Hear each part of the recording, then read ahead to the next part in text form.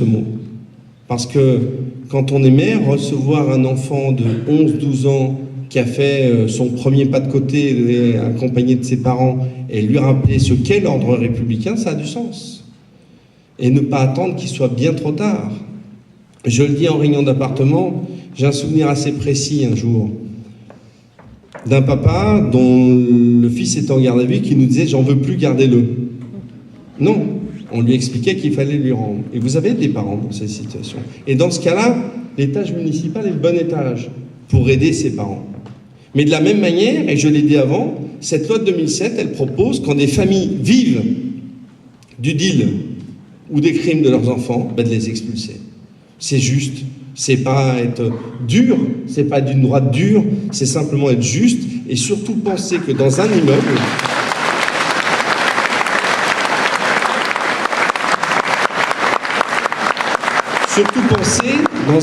quand une famille est comme ceci, tous les autres qui deviennent prisonniers de leur appartement.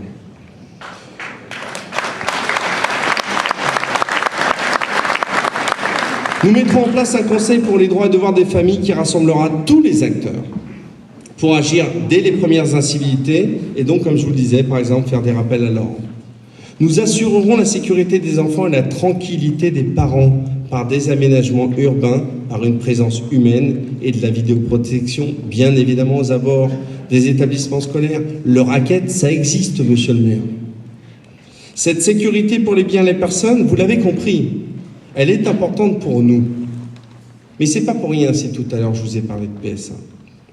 C'est que cette sécurité pour les biens et les personnes est aussi la condition pour qu'Aulnay redevienne, de par sa situation géographique, à proximité de 2 aéroports, de 3 autoroutes, avec une gare RER, une future gare du Grand Paris, notre ville doit redevenir un pôle économique attractif incontournable qui donne envie aux entreprises et aux investisseurs de s'y installer.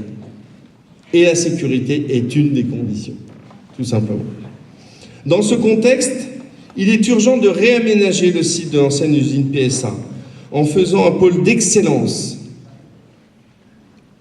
en regroupant des organismes de formation, du CFA au diplôme d'ingénieur, des centres de recherche et des entreprises de la start-up au grand groupe, dans des secteurs d'avenir. Il n'y a pas de fatalité dans ce domaine-là. Je suis arrivé ici, on dit, mais c'est pas parce que vous arrivez secrétaire national avec vos petits bras que vous ferez mieux que nous. Donc comme on est curieux, on est allé voir autre part. Comme dans notre projet, un projet municipal, il doit être nourri de bonnes idées. Et des fois, elles peuvent être prises dans d'autres villes, voire même dans des villes qui n'ont pas la même coloration politique que vous. Ça s'appelle le bon sens. Et moi, d'un seul coup, je me suis dit, mais comment ça se fait? Il n'y a jamais eu un cas de figure analogue. Et là, je me retourne derrière face à un ancien Premier ministre. Et pourquoi, finalement, quand Bull a quitté le territoire de Belfort, que s'est-il passé? Aujourd'hui, sur ce site qui s'appelle Technum, par un mixte d'entreprises, par une vraie vision politique, par des signaux positifs au monde de l'entreprise, par de la formation professionnelle, sur ce site Technum, sur le territoire de Belfort, vous avez plus d'emplois qu'à l'époque de l'activité de Bull. Et bien vous avez la même chose à Rotterdam, à côté de Rotterdam. C'est sur l'exemple de Lierpark. Tiens, c'est bizarre. Je crois que le groupe Vinci était intéressé par l'idée de Lierpark, a beaucoup travaillé dessus. Et je crois me rappeler que le maire a fait voter une délibération en 2012, mandatant l'entreprise Vinci, délibération publique en conseil municipal, pour travailler sur ce sujet. Nous sommes en 2014.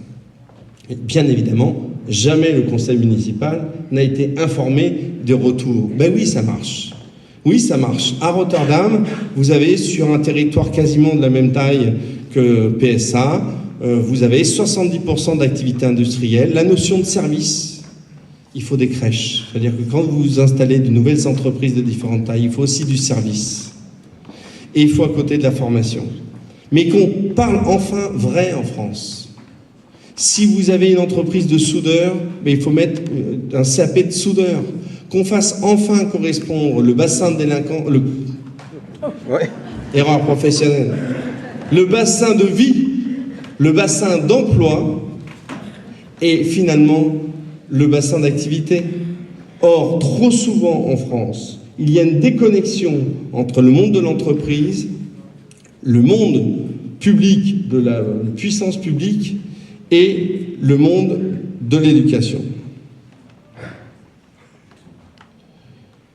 Vous comprendrez que la MEF, j'en ai parlé tout à l'heure, la Maison pour l'Emploi, redeviendra le cœur des relations aulnaysiens-monde de l'entreprise.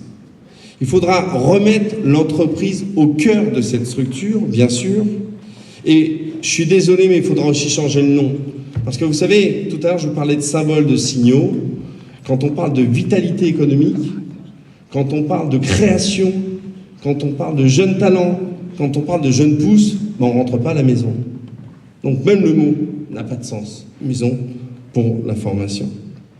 Et avec un corollaire simple, je pense aux quartiers les plus oubliés d'Aulnay, ceux qui sont à la périphérie, Balagny par exemple, le Gros Saule, mais il faudra qu'on imagine des moyens de déconcentrer, des moyens pour que là encore, dans certains quartiers, on sache que les formations existent.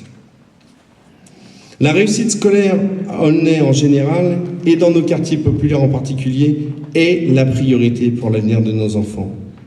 Et vous me permettrez de faire ici une petite parenthèse.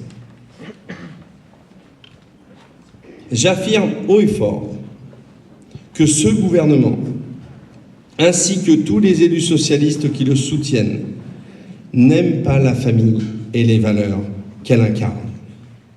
Pour moi, papa, maman ne sont pas des gros mots.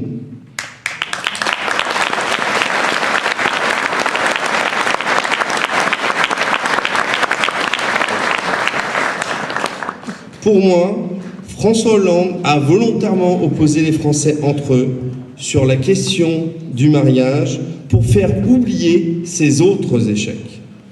Aujourd'hui,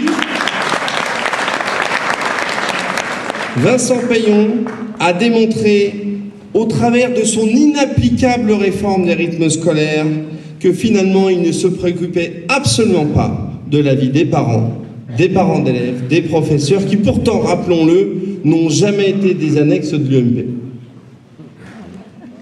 Ce même gouvernement a créé aujourd'hui un climat anxiogène par la tenue de propos ambigus par rapport, vous le savez, à la théorie du genre, alors que pour nous, à Aulnay-sous-Bois, dans nos quartiers populaires, ce qui compte pour nos enfants, ce sont les fondamentaux, que nos enfants apprennent à bien lire, bien écrire, bien compter. C'est tout.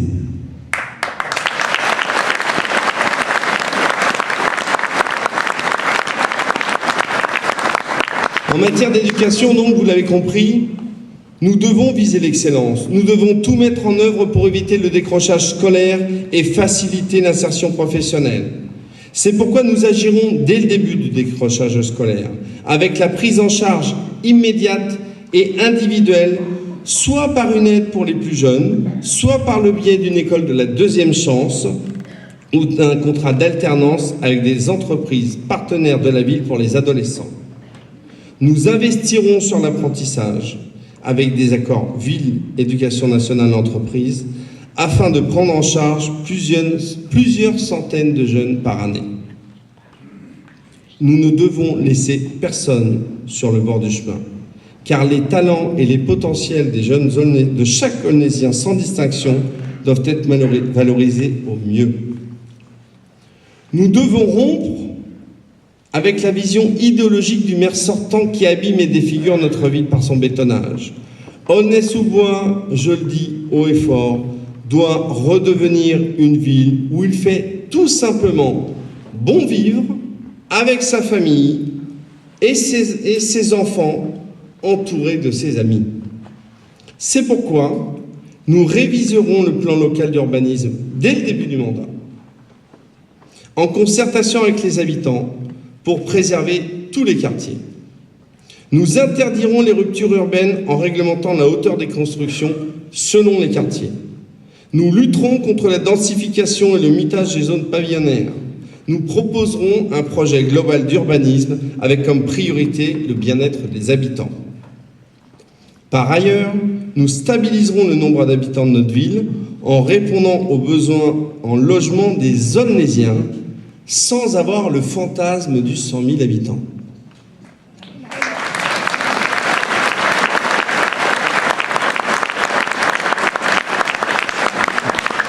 Enfin, nous assurerons la mobilité dans le logement social afin de répondre aux besoins des familles qui s'agrandissent, aux personnes qui vieillissent ou aux jeunes qui veulent quitter le logement familial.